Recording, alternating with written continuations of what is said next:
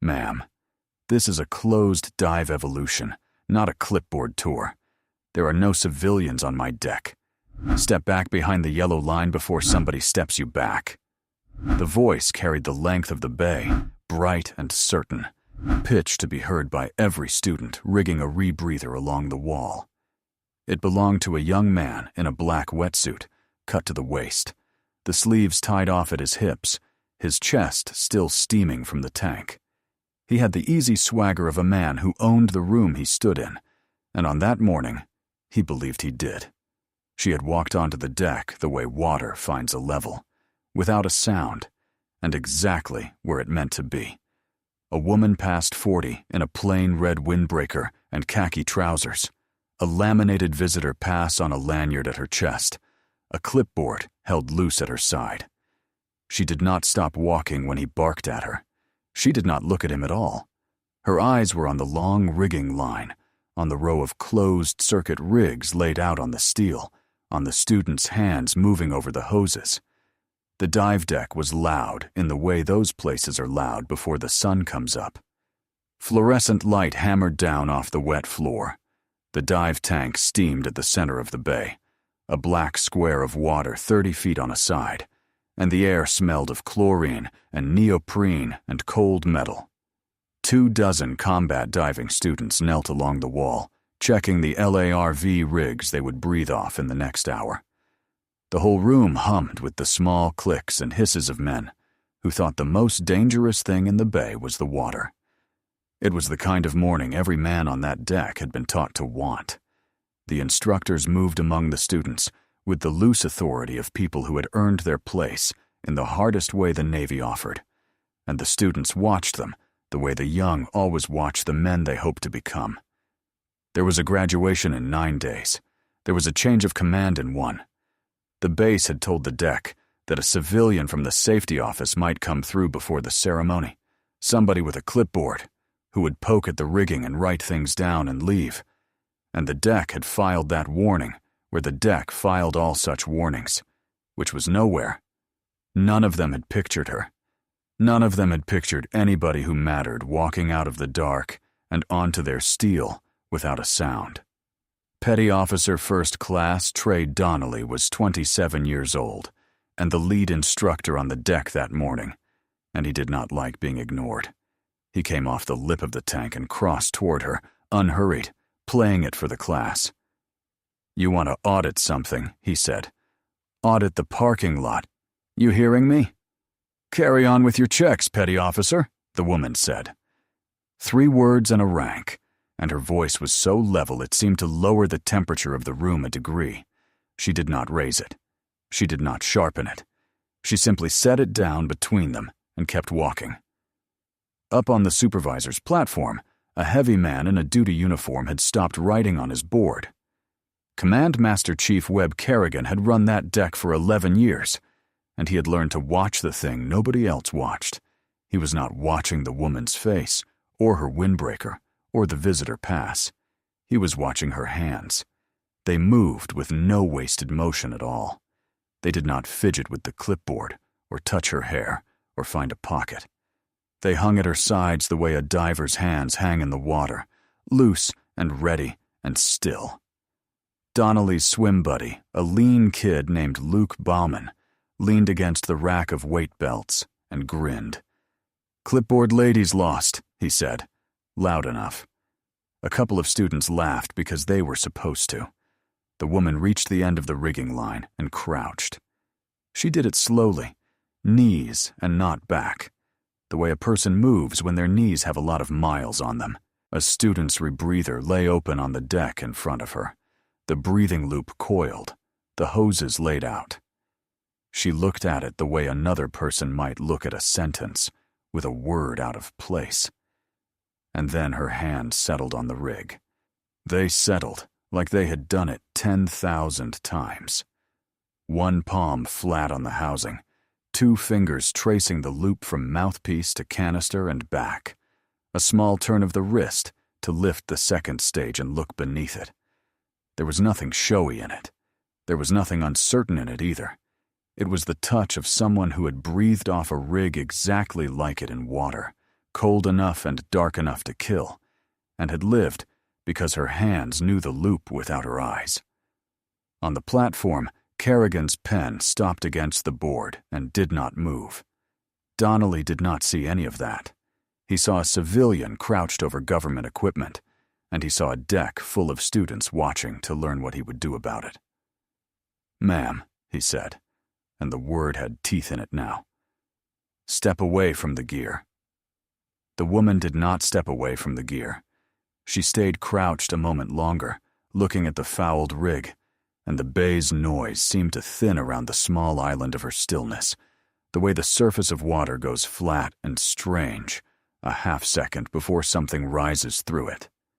She was the one thing in that loud, bright room that wasn't moving, and she was the only thing in it worth being afraid of, and not one of those young men knew it yet. That was about to change. It would take the better part of an hour, and it would cost a boy in a wetsuit everything he thought he understood about the deck he was standing on. "Hose under the arm, not over," the woman said quietly, still crouched. And he ran his buddy check out of sequence. "Check your divers before you check me." She said it without looking up, almost to herself, the way you correct a thing because leaving it wrong is not in you. The student kneeling over the rig went rigid. He looked down at his own breathing loop, and he saw that she was right. The low-pressure hose was routed over the shoulder instead of tucked beneath the arm, where a snagged line at depth could tear a regulator from a man's mouth. It was a small thing. Small things at 30 feet are how divers die. Donnelly heard it. He stopped 2 paces off, and the grin he wore curdled into something tighter. Did the clipboard lady just coach my diver? He turned to the class, arms wide, inviting them in. She did. She just coached my diver. You all hear that? We've got a safety auditor out here playing operator. "I'm not playing anything," the woman said. She rose, slowly, knees and not back, and faced him for the first time. Her eyes were a pale gray, and they did not move off his. There was no anger in them, and no fear in them. There was only a kind of patient attention, the look of someone who has spent a great deal of her life waiting for dangerous things to either start or stop. "You want to read me a checklist," Donnelly said. "I've forgotten more about that water than you'll ever read." "Maybe," she said. It was the way she said it that pulled Kerrigan down off the platform. Not the word, the flatness under it, the complete absence of need. Men who have something to prove sharpen their voices. This woman's voice had no edge at all because it had nothing to defend. He had heard that exact tone 3 times in his career, and every time it had come out of the mouth of someone who had already done the thing the rest of them only trained for. He came down the metal stairs and crossed onto the deck, watching her hands again. He watched the way she had set the second stage down, not dropped, not tossed, but laid flat on the housing with the diaphragm facing up so it would not foul. You did not learn that from a manual. You learned it from 1,000 rigs in the dark, from a discipline burned so deep it ran the hands when the mind was busy elsewhere. "Master Chief," Donnelly said, catching sight of him, "we're good here, just clearing a tourist off the deck." There was a difference, Kerrigan knew, between a person who has read about the dark and a person who has lived in it, and the difference shows in the hands. A student who has been taught the checklist runs the checklist. His fingers move from item to item the way a man reads a list out loud. But there are a few people whose hands have stopped reading the list at all, because the list has been burned so far down into them that it runs the way breathing runs, the way a heartbeat runs. There are never many of them, and they all carry the same quality of stillness. And Kerrigan had spent 11 years learning to spot it, because spotting it was the difference between a deck that came home and a deck that did not. He was looking at it now. He was looking at it in a woman he had been told to expect would be holding a clipboard. And the bottom was quietly going out of his certainty about what kind of morning this was. Kerrigan did not answer him. He was looking at the woman, and the woman, for the first time, was looking back at someone who had seen her. Something passed between them that did not need words, a kind of professional recognition. Two people who knew the same cold water from the inside. "You at the safety office?" Kerrigan asked her. His voice was careful. "Something like that," she said. A student near the front, a quiet kid with corporal's stripes back home before he came to the Navy water, leaned to his neighbor. "She fixed it before he saw it," he whispered. "She fixed his rig before he even looked." Donnelly heard that too. He heard it the way you hear a laugh you are not part of. His jaw set, and the heat that had been amusement a minute ago became something with a harder floor under it. He had been made small in front of his students by a woman in a windbreaker, and there is a particular kind of young man who cannot survive being made small without making someone else smaller. He took a step toward her, and the bay began, very quietly, to pay attention. Bauman pushed off the weight rack and drifted in, grinning, smelling blood the way the young do. "OSHA, frogman," he said, and two students laughed. He raised his phone halfway, thumb hovering, and let the lens find her face. "Say hi to the internet, ma'am." The woman did not say hi to the internet. She looked at the phone the way she had looked at the fouled rig, as a small thing that was out of place. And then she looked past it, at nothing, and waited. "Tell you what," Donnelly said, warming to the crowd. He plucked the clipboard out of her hand before she could close her fingers, held it up, read off it in a high, mocking sing-song that did not match anything actually written there. Deficiency. Deficiency. Civilian feelings hurt. He let it fall, and it slapped flat into a puddle on the steel and skated to a stop in the chlorinated water. She bent and picked it up. She did not wipe it off. She did not look at him while she did it. She simply retrieved it, the way you pick up a tool you will need again, and stood. Behind her, a coiled low-pressure hose nudged off the edge of the rack where Bauman had been leaning and started to fall toward a student's bare foot, the heavy brass fitting first. The woman's hand came up without her looking. It found the hose in the air, closed on it, and set it back on the rack, all in one motion, before the brass could land. She had not turned her head. She had heard it leave the rack and known where it would be. On the deck, Kerrigan saw it. He had seen a lot of hands in 11 years, and he had never seen a civilian do that. Nobody who spent their life behind a clipboard caught a falling fitting blind. That was a reflex you built in the dark, where a dropped weight could ring a bell a sentry would hear, where you learned to feel the room with your skin because your eyes were useless. He felt the hair come up on his arms. "You can stay if you want," Donnelly told her, riding the laugh now, not seeing any of it. "You can stay if you can hold a breath as long as my worst student. Otherwise the door's behind you, ma'am, and the public tour starts at 09. "Longer," she said. "What?" "I can hold a breath longer than your worst student," she said. "And your best one." She said it the way she said everything that morning, without heat, a simple report of a fact. "But I'm not here to hold my breath. I'm here to watch you run a safe deck. So far you're failing." The bay had gone the kind of quiet that has weight to it. The students were not laughing anymore. They were looking from Donnelly to the woman, and back, doing the arithmetic.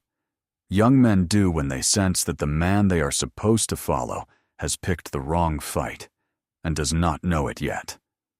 If you have ever stood in a room and watched the strong decide to make sport of the quiet, stay with this one, because in a few minutes, this deck is going to learn exactly who it has been laughing at. Subscribe to the Veteran Vault and let the quiet ones be seen. Donnelly's pride had a floor under it now, and the floor was anger. He stopped performing for the class and put his attention squarely on her. All of it, the way a man narrows down before he does something he cannot take back.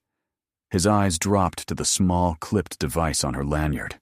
A little subdued pin, dark with age, half hidden behind the visitor pass.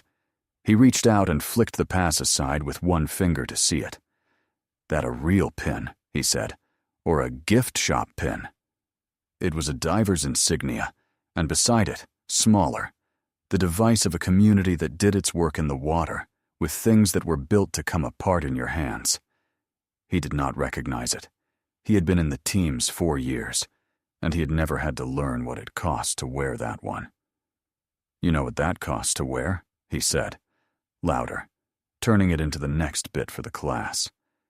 "You know there are men who'd give an arm for that, and you've got it clipped to a lanyard next to a parking pass? That's stolen valor, ma'am. That's a real thing. That's a crime." "It is a real thing," the woman agreed.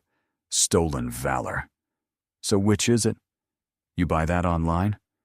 "No," she said. And nothing else. She did not tell him where she had gotten it. She did not tell him what she had carried out of the water the day it was pinned on her. She let the accusation hang in the bright air, and she let her silence be mistaken, one more time, for guilt. A junior student near the back shifted his weight and looked at the floor. He had begun to feel the thing in the room that the others had not let themselves feel yet.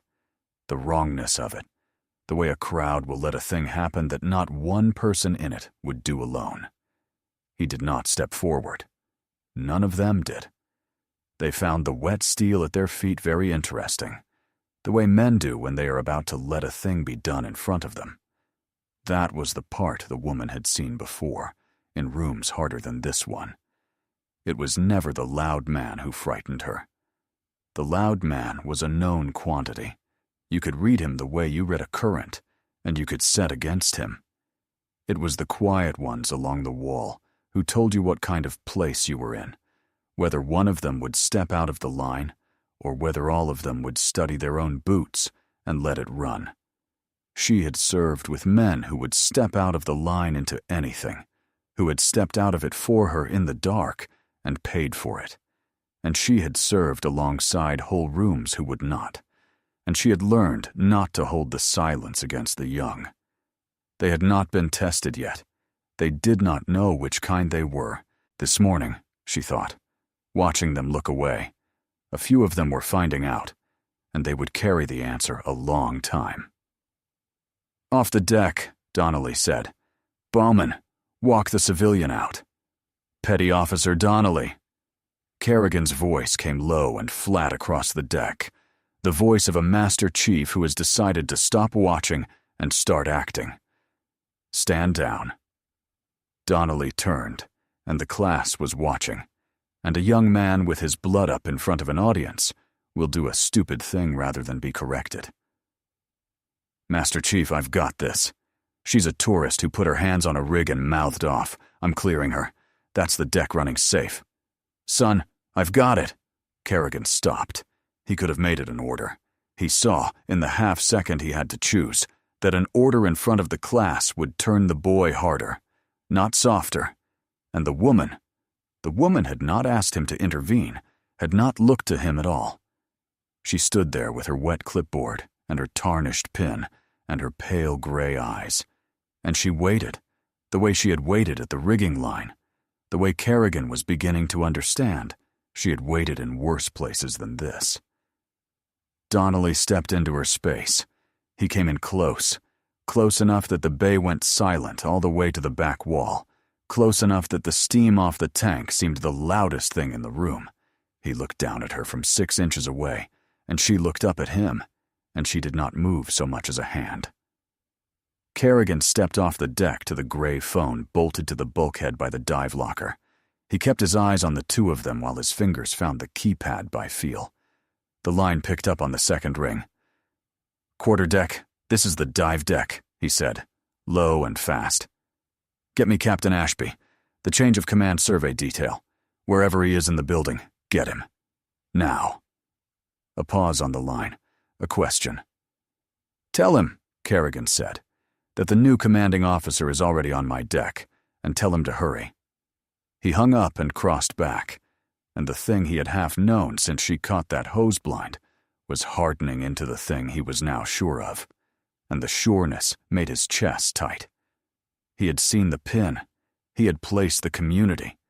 He had run the math on the windbreaker and the early hour and the unannounced walk, and it had come out to one answer, and the answer was standing 6 inches from a boy who was about to ruin his life. "Petty Officer Donnelly," Kerrigan said, and there was no performance left in his voice at all. "Son, you have no idea who you are standing in front of. Put your hands at your sides and take 1 step back. I am not going to say it again kindly." "She's a tourist, Master Chief." Donnelly did not take the step back. He grinned over his shoulder for the class, and the grin was the grin of a man who has decided the Master Chief is being soft, and the room should see who is hard. "She's a clipboard. Watch." "I have run this deck 11 years, Kerrigan said. "I have watched 2,000 men come through that water. I know a diver when one is standing on my steel. And she is the realest diver in this bay, and that includes you." The woman had not moved, but something had changed in the set of her shoulders. A small settling, a coming down to a lower and steadier place, like a swimmer letting the air out to sink below a wave. On the rack behind her, a heavy weight belt slid loose where the students had stacked them too high, 20 pounds of lead shot in nylon, and it dropped straight toward a kneeling student's foot. Her hand was there before it landed. She did not look. She took the belt out of the air by its buckle, absorbed the weight without a sound, and laid it on the deck. Then her hand returned to her side. Kerrigan saw it, and the blood went out of his face. He had seen her do it twice now. Twice she had reached into the air without her eyes and taken hold of something falling, the way you do when your life has depended on knowing where everything in the dark is at every second. He looked at the boy in the wetsuit, still grinning, still 6 inches from her, still certain, and he wanted to grab him by the back of the neck and drag him clear before the worst thing happened. What the boy in the wetsuit did not know is what the next 2 minutes were about to teach him, and what it would cost him to learn it. Subscribe so you don't miss the moment the whole deck finds out. The water was black, and it was the middle of the night, and it was the year 2012, and the woman they were laughing at on the dive deck was 27 years old, and a long way under the surface of the North Arabian Gulf. Lieutenant Tessa Kovac hung in the dark beside the hull of a tanker the length of 3 football fields, and she breathed off a closed-circuit rig that gave back no bubbles, because bubbles on the surface were a death sentence in water that men above were watching. There was no light. There was no up and no down except what the small board on her wrist told her. There was only the cold steel of the hull under one gloved hand, and the count in her head, and the second diver working beside her, whom she could not see and did not need to see, because she knew exactly where he was. The channel into the anchorage had been mined. Somebody had put limpet charges on the underside of a moored hull and seeded the bottom with a device built out of an artillery shell and a length of det cord. And the job, her job, the job nobody else in the water that night could do, was to find every one of them by feel in 0 visibility and make them safe before first light, before the channel filled with ships that would each carry 1,000 men. She found them with her hands. That was the part no one understood who had not done it. You ran your palms along the steel, and you read the welds and the growth and the cold, and when your fingers found the wrongness of a thing that did not belong, you did not yank and you did not rush. You breathed. You let your heart come down. You traced the device the way she had traced the student's loop on the deck 14 years later. Slow and complete, learning its shape in the dark, finding the way it was meant to come apart, and the ways it was meant to take your hands off if you were stupid or quick. The cold was the thing that tried to hurry you, and hurrying was the thing that killed you. And so the whole discipline of the work was the discipline of staying slow inside a body that wanted to run. She had been taught it on a beach by men who had buried friends, and she had taught it since to men who would bury her, and the lesson was always the same and always impossible to teach in words. That the water did not care how brave you were, only how patient. You could not muscle a charge safe. You could not out-tough a current. You could only know the thing in front of you so completely, by feel in the dark, that your hands could do the work while your fear stood quietly in the corner of you and waited to be useful later. She had a gift for it. She had never decided to have it. It had simply turned out, somewhere in the cold black years, that the inside of her was very still in exactly the places where most people came apart, and the Navy had found that stillness and sent it down into the dark again and again, because there were not many like it, and the dark always needed more. Petty Officer Second Class Jonah Pike worked the second device 12 feet away. He was 24, and he was better in the water than she was, and they both knew it, and neither of them ever said it. He had a way of humming, soundless, that she could feel through the water more than hear, a vibration she had come to read, as well as any instrument. "Right behind you, Mako," he had said to her on the surface before they went down, the way he always said it. And she had said the same back, and they had gone into the black together, the way they had a dozen times. She made the first device safe. She felt for him through the water and found his rhythm, the soundless hum, steady, working. She started toward the third charge along the hull, and the water moved. A current came up out of nowhere, the way it does in those channels. A wall of moving black water shouldering down the length of the hull. And at the same moment, something on Pike's device went wrong. A secondary. A thing nobody had briefed because nobody had known. Built in under the first to kill the man who diffused it. She felt the pressure wave of it through the water before she heard anything. A flat, hard push against her whole body, and she felt the hum stop. She went to him. She did not think about it. She let go of the hull, and she went into the moving water toward the place where the hum had been, and the current took her and turned her and tried to peel her off the world, and she fought it with everything she had, and she got a hand on him. She got a hand on his rig, and she held on, and she kicked for a surface she could not see, dragging him, and the channel pulled the other way, and she kicked until her legs were fire, and her vision went red at the edges from the breath she was not taking. And she did not let go. She brought him up. She brought him all the way up into the gray of the breaking dawn, 2 miles down current from where they had started, and the boat found them, and the men hauled them both out of the water. But the water had already taken what it came for. There are losses you can swim out of, and there are losses that are already finished before you reach them. And this one had been finished in the dark the instant the secondary fired. She went back down. The channel was not safe, and the ships were coming, and so the lieutenant who had just lost her diver put a fresh rig on and went back into the black water alone, and found the third charge, and the fourth, and made them safe with her hands, one at a time, breathing, letting her heart come down, until the channel was clean, and the dawn was full, and there was nothing left under the water that could hurt anyone. She surfaced last. She always came up last. They gave her a medal for it some months later, a star the color of old silver, and they read a citation that used careful words for the worst night of her life. And the men who had been on that boat, the men she had brought home down a clean channel, had already given her the only name that ever stuck. They called her Mako, after the one shark that does not stop swimming, that cannot stop, that dies if it stops moving through the water. She had not asked for it. She had carried it ever since, the way she carried the other thing, the empty kick of water where a man had been.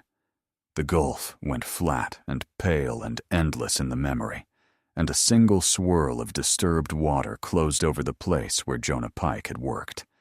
And then there was only the sea. Back on the deck, in the hard white light, the woman they called Mako came back to the present without anyone seeing her leave it. Donnelly had decided. A young man who has been corrected by a master chief in front of his students, who has been told he does not understand his own deck, will sometimes choose to make the lesson physical, because his hands are the one argument he is sure he can win. He reached out and took a fistful of the back of her windbreaker. "Up," he said. "You're done here. Off my deck." She set her feet. She did not pull away, and she did not resist. She simply set her weight low, and even on the wet steel, the way a diver sets against a current, and the small motion told him she would not be moved by a hand on her collar, and that told him, in the part of a young man that does not reason, that he would have to use more. He used more. He turned his hips and put both hands into it and shoved her down. A hard, two-handed shove with all his training and all his weight behind it. The kind of shove that puts a grown man on the ground. She went down. She went down onto the wet steel of the dive deck, hard, the breath of the bay catching all at once. And she did not throw out an arm to break the fall, and she did not cry out, and she did not curse him. She took the deck the way she had taken everything else that morning, in complete silence, her body folding and absorbing and going still on the floor where he had put her. The stillness of a person who has been hit by far worse than a wet floor, and who knows that the floor is not the thing that can hurt you. The bay froze. Every student went rigid. Baumann's grin died on his face and slid off it entirely. The quiet kid in the back was on his feet without deciding to be, a step forward, fists at his sides, and a single look from the woman on the floor, a small, flat shake of her head, stopped him where he stood. Kerrigan was already moving, crossing the deck at something close to a run, his face the color of the steel. Donnelly stood over her, breathing hard, the audience finally his again, and he reached down to finish it, to haul her up by the collar and march her to the door so the class would see who had won. His fingers closed on her windbreaker. Her hand came up off the deck and closed around his wrist. It did not look like much. From the back of the bay, it looked like an old woman steadying herself, but Donnelly felt it, and his whole body learned something in that instant that his mouth had been refusing all morning. The grip closed once, and it was not a hand. It was a clamp. It was the grip of someone who had hung off a hole in a killing current with another human being's life in that exact hold, and hadn't let go. He pulled. He could not move it. He put his shoulder into it, and he could not move his own wrist 1 inch out of her fingers. She held him for 1 second, 2, looking up at him from the floor with those pale, steady eyes, and then she opened her hand and let him go, deliberately, the way you set down a tool you are finished with. "Finish your evolution, petty officer," she said quietly from the deck. "We're not done. But not the way you think." And she gathered herself to rise, unhurried, one knee under her, when the heavy door at the far end of the bay swung open on its hinges and the white cover of a Navy captain came through it, and behind it, the man. Captain Lorne Ashby had commanded that water for 2 years, and he was due to give it up in a day, and he had walked the bay 100 times, and he stopped in the doorway as though he had hit a wall. He saw the deck. He saw 24 students frozen along the wall. He saw a petty officer first class standing over a woman on the wet steel, his hand still half raised. And he saw the woman rising off the floor of his dive deck in a red windbreaker. And the recognition went through him so fast and so complete that the 4 stripes on his shoulder seemed for a moment to mean nothing at all. "Master Chief," Ashby said, and his voice was not loud, but it reached every corner of the silent bay. "What is happening on this deck?" Kerrigan came to a halt and squared away. "Sir," he said, "I was about to render honors. I'd ask the captain to give me the deck for 1 second." Ashby crossed the bay. He did not hurry, because captains do not hurry. But every step was a decision, and the room felt each one. He came to a stop a respectful distance from the woman, who was on her feet now, the wet clipboard still in one hand, her windbreaker dark down one side from the deck, and Captain Lorne Ashby, who outranked every soul in that bay, came to attention and brought his hand up in a slow, exact salute and held it. "Attention on deck," he said. Then, to her, and the whole bay heard it, "Commander Kovac, Mako, I had you reporting tomorrow." The word went through the room like a current. Commander, not a civilian, not an auditor. A commander, and not just a commander. The commander, the one whose name had been on the change of command program every man on that deck had seen taped to the wall by the locker. The woman in the red windbreaker was the incoming commanding officer of the entire command. And she outranked the captain, saluting her in everything but the 2 years he had left on the deck. And she had been slammed onto the steel by a petty officer first class, while 24 students watched and did nothing. "Came early," Commander Kovac said. "Wanted to see the deck before it saw me." Kerrigan stepped forward. In his hand was a laminated card he had pulled from the inside of his board, and his voice, when he read from it, was rough at the edges. "From the citation," he said, "to the bay, to the boy. For service as officer in charge of a clearance dive element, North Arabian Gulf, 2012. Under threat and in zero visibility, Lieutenant Kovac located and rendered safe multiple underwater explosive devices, fouling a vital channel. After her dive partner, Petty Officer 2nd Class Jonah Pike, was lost to a secondary device, Lieutenant Kovac re-entered the water alone and cleared the channel, surfacing last. Silver Star." He lowered the card. "Jonah Pike," he said again, quietly, just the name. And the bay came upright. It happened all at once, the way a thing happens when a room finally understands itself. 24 students, and a swim buddy, and a lead instructor coming to their feet, and to rigid, silent attention. Chests out, eyes front, every one of them standing because there was nothing else a person could do in the presence of what she was. It was not a thing anyone ordered after Ashby's first call. It came up out of them the way the tide comes up, without permission, because a room of fighting men knows in its bones what to do when the real thing finally stands in front of it. And the real thing had been on their deck since before the sun, holding a wet clipboard, being laughed at. They stood for the rank. They stood for the star. But mostly they stood for the name the Master Chief had read last and quietest, the name of a man none of them had ever met, who had died in black water a long way away, so that a channel full of ships could come home, and for the woman who had gone back down alone to finish his work, and had been coming up last every day since. Donnelly stood among them, and his face went through it one stage at a time, where everyone could see. Confusion first, the slow blink of a man whose story has stopped making sense. Then disbelief, the small shake of the head. No, that's not. She can't be. Then recognition, the cold drop in the stomach as the pieces fell into their true places. The pin, the hands, the hose caught blind, the grip he could not break, the Master Chief's warning he had laughed off.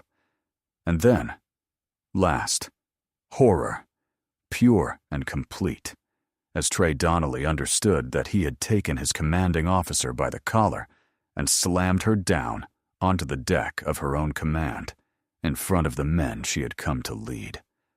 His eyes dropped to the wet steel where she had fallen, and they could not come up off it. Captain Ashby held his salute a moment longer, then brought it down. The bay stayed at attention. "Petty Officer Donnelly," Ashby said. He did not raise his voice. He did not have to. The silence carried it like deep water carries sound. "You are relieved. Step off the deck. Master Chief Kerrigan, the petty officer is relieved of instructional duty, pending action by his chain of command. He will surrender the deck now." Donnelly's swim buddy, Bauman, had gone gray. The student stayed rigid. Donnelly did not move at first. He stood with his eyes on the floor, his hands open at his sides, the strength all run out of him. And then he stepped back off the deck, 1 pace, 2, the way a man steps back from the edge of something he has only just seen the depth of. "Sir." It was Commander Kovach. She had not raised her voice all morning, and she did not raise it now. "A word. Before this goes where it's going." Ashby turned to her. "Commander." She looked at Donnelly, who could not look back at her. She looked at him the way she had looked at the fouled rig at the start of the morning. Not with anger, but with the steady attention of someone deciding how a thing should be made right. "He's a good operator," she said. "He runs a loud deck and a sloppy buddy check, and his pride is a danger to his divers." And he put his commanding officer on the floor in front of her command. "All of that is true, and none of it is small." She paused. "And he is 27, and he has not yet been humbled, and the Navy spent a great deal to build him. Don't end him for this. Make him learn it. That costs the fleet less and teaches him more." "That's a generous read, Commander." "It's not generous," she said. "I've buried generous. This is just accurate. Generous is for people who can afford to be wrong about a man. I can't. Neither can the water." She looked at Donnelly. "He'll find the deck again, on his feet. Not for the camera this time. If you have ever watched a quiet person be underestimated, and then choose mercy when cruelty was theirs to take, you already understand this channel. Honor the ones who carry it in silence. Subscribe to the Veteran Vault, and let Mako's story find the people who need it."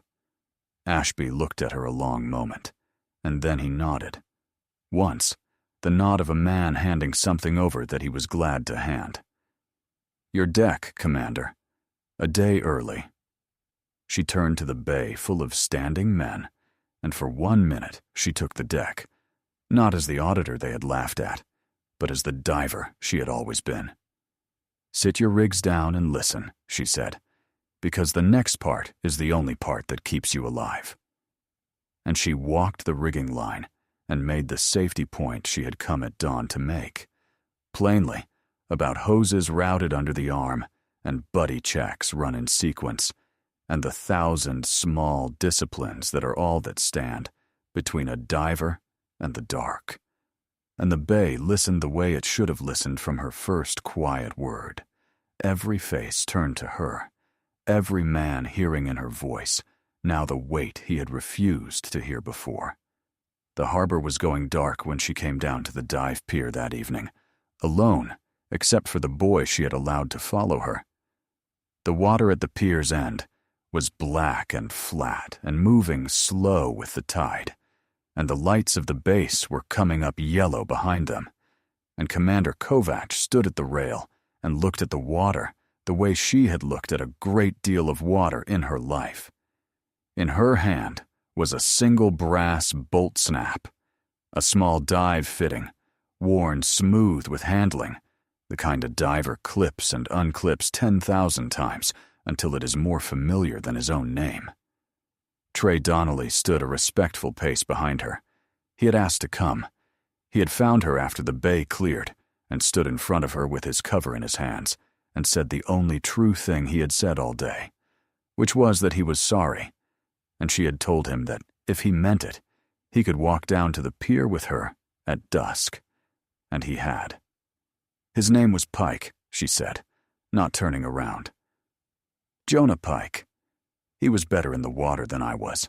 Faster, calmer, younger. He should have been the one they gave the star to. He's the reason I came up last that night, and he's the reason I've come up last every day since. She turned the bolt snap over in her fingers. You wanted to know what the pin costs. That's what it costs. You don't buy it. You're handed it by men you couldn't save, and you wear it so their names have somewhere to live. She held the bolt snap out over the black water, and she opened her hand, and it fell, and the harbor took it without a sound and closed over it.